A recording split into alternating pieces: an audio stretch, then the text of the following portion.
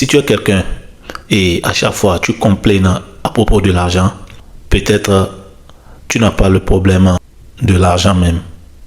Le problème peut-être c'est pas ton salaire.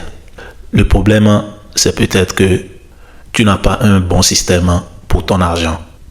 Dans cette vidéo, je vais t'expliquer pourquoi à chaque fois il te semble que ton argent disparaît. Je vais t'expliquer pourquoi ce n'est pas un manque de discipline, mais peut-être un manque de système. Et je vais te dire comment reprendre le contrôle de ton argent sans être obsédé par les dépenses que tu mènes au jour le jour. Vous savez, la plupart du temps, tu ouvres ton compte bancaire et tu regardes tes dépenses et tu te dis la plupart du temps, comment as-tu dépensé cette somme d'argent dans ton compte? Qu'est-ce que cela veut dire? Cela veut dire que la plupart du temps, quand tu veux dépenser, tu ne planifies pas tes dépenses, c'est-à-dire tu ne dépenses pas consciemment. Tes dépenses ne sont pas préparées. Je ne parle pas de budget. Avoir un budget, c'est différent. Mais dépenser consciemment, c'est aussi différent. Quand tu dépenses consciemment, tu sais sur quoi tu veux dépenser. Tu sais combien tu as réservé pour cette chose-là. Ça, c'est pas un budget. Le budget, c'est que tu n'as pas de dépenses conscientes. Tu as juste une somme que tu dépenses par mois. Peu importe ce que tu as besoin.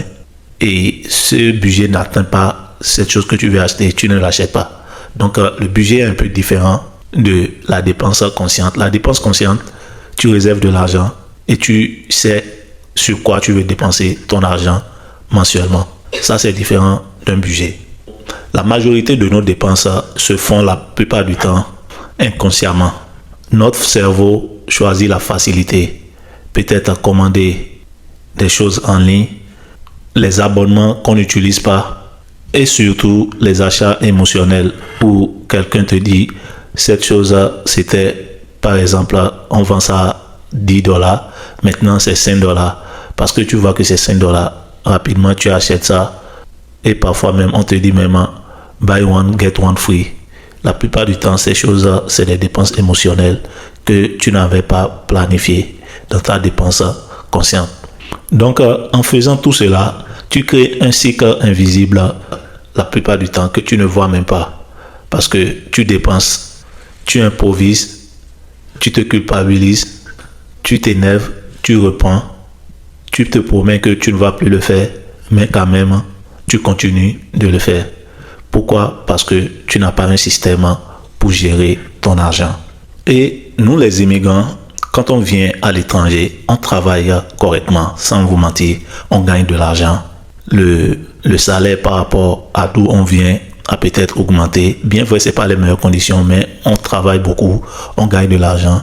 Mais la structure n'a pas changé. On n'a pas une structure pour notre argent. Et ce n'est même pas seulement pour les immigrants. Plusieurs personnes ont ce problème-là de gérer leur argent, d'avoir un système pour leur argent. Donc, à vrai dire, si tu commences par gagner de l'argent, le problème, ce n'est pas de commencer par investir, peut-être investir au pays ou investir dans la bourse, que moi je soutiens beaucoup, mais c'est pas le problème ça, c'est pas la première des choses à faire. La première des choses à faire, c'est de savoir où va ton argent, c'est de savoir sur quoi tu dépenses. Et il y a une manière très très simple de le faire. Tu peux prendre 7 jours ou bien même, voire même un mois pour voir ce que tu dépenses. Prends peut-être ton relevé bancaire, regarde tout ce que tu dépenses et regarde où va ton argent exactement. De là, tu peux établir une dépense consciente. Tu te débarrasses des choses qui sont inutiles pour toi et tu te concentres sur les choses utiles pour toi. Sinon, l'argent ne se fait pas dépenser n'importe comment. L'argent suit seulement tes habitudes. Quand tu dépenses n'importe comment, l'argent va n'importe comment. Ou elle disparaît n'importe comment. La liberté financière commence d'abord par la dépense consciente. Si tu ne sais pas où va ton argent, il n'y a pas de dépense consciente et il n'y a pas de liberté financière parce que si tu investis et ton investissement ou tes investissements ne sont pas constants, tu vas retarder ta liberté financière.